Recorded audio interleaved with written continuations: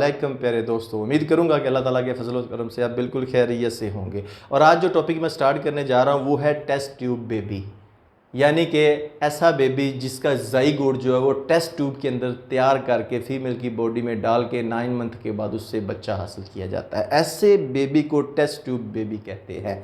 तो प्यारे बच्चों, अब आपके ज़हन में ये भी सवाल आता होगा कि हमें इसकी ज़रूरत क्यों महसूस हुई है या क्यों ये प्रोसेस किया जाता है।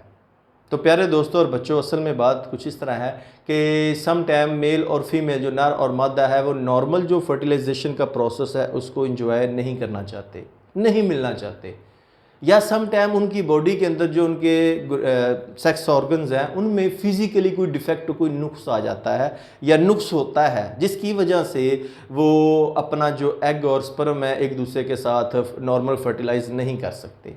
इस नतीजे में फिर टेस्ट ट्यूब बेबी की उन्हें ज़रूरत जो है वो महसूस होती है। तो आइए चलते हैं, अब आपको बताते हैं कि ये टेस्ट ट्यूब बेबी में किया क्या जाता है। तो आपके सामने ये दो डायग्राम मैंने ड्रॉ की है, एक मेल की है और एक फीमेल की है। ये आपको मेल के टेस्टिस नज़र आ रहे हैं जिनके अंदर स्पर्म बनते हैं, यानी कि मेल गमीट सेल बनते हैं, और ये फीमेल के अंदर यानी मादा यानी औरत के अंदर आपको ओवरी नज़र आ रही, इनके अंदर एग यानी अंडा बनता है।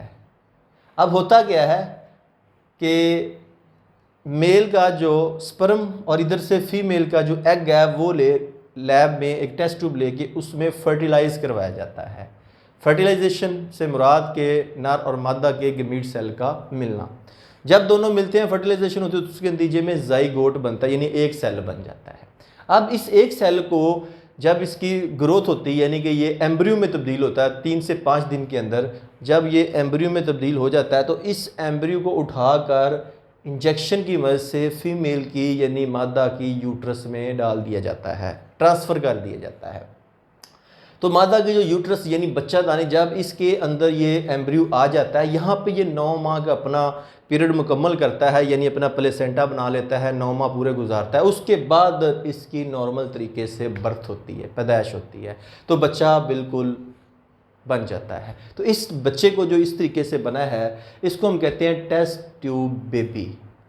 तो उम्मीद करूंगा कि टेस्ट ट्यूब बेबी का अब आपको आइडिया क्लियर हो चुका होगा कि ये उन हालात में होती है जब मेल और फीमेल नॉर्मल फर्टिलाइजेशन को एंजॉय नहीं करना चाहते, या उनकी बॉडी में किसी तरह का कोई प्रॉब्लम है, या उनके जो सेक्स ऑर्गन्स हैं उनमें कोई इशू आ रहा है, तो उस हवाले से वो आपस में नहीं मिल सकते। तो फिर वो क्या करते हैं, अपने एग और स्पर्म को इस तरीके से टेस्ट ट्यूब में मिला के उसको दोबारा फीमेल की बच्चादानी यूट्रस में रखा जाता है, और इस तरह नॉर्मल तरीके से फिर 9 माह के बाद उसकी बर्थ हो जाती है। तो इस तरीके से टेस्ट ट्यूब बेबी बन जाता है। उम्मीद करूंगा कि अब आपको टेस्ट ट्यूब का आइडिया बिल्कुल क्लियर हो चुका होगा। अगर आपके ज़हन में फिर भी कोई क्वेश्चन हो तो इस वीडियो के नीचे कमेंट बॉक्स में अपना क्वेश्चन ज़रूर पुट कीजिएगा, और अगर आपको ये वीडियो पसंद है इसे लाइक करके अपने दोस्तों के साथ भी ज़रूर शेयर कीजिएगा ताकि वो भी घर बैठे इसको सीख सके। और अगर आप चाहते हैं कि डेली बेस पर मैं इस तरह की वीडियो रिसीव होती रहें, इस चैनल को सब्सक्राइब करें और साथ बेल आइकन का बटन, ताकि नेक्स्ट टाइम जब भी मैं वीडियो बनाऊँ उसका नोटिफिकेशन आपको मिल जाए। तो नेक्स्ट वीडियो तक आपसे जा चाहूँगा, अपना बहुत ज़्यादा ख्याल रखिएगा। अल्लाह हाफिज़।